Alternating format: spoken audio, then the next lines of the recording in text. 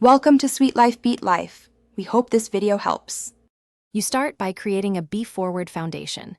Trim pork to uniform thickness and brine in a 5% salt solution with 1% sugar and 0.5% MSG to boost umami. Once done, add 1 cup of concentrated beef broth to the brine so pork absorbs beef flavor from the inside out.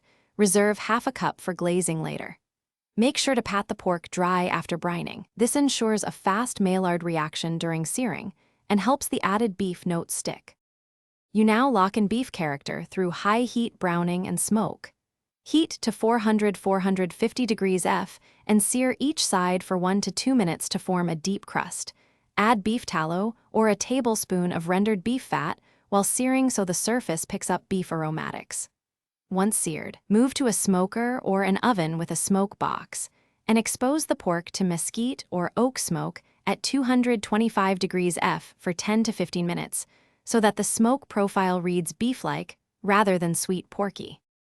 You finish by concentrating beef flavor and letting the meat relax. Deglaze the searing pan with the reserved half cup of beef broth plus a splash of soy.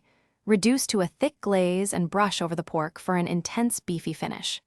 Once done, rest the pork for 6 to 8 minutes aiming for an internal temperature near 135 to 140 degrees Fahrenheit so juices redistribute. If the result seems too porky, add a final spoon of beef juice and a pinch of coarse salt to emphasize beef notes. Thanks for watching. Consider subscribing if we helped you.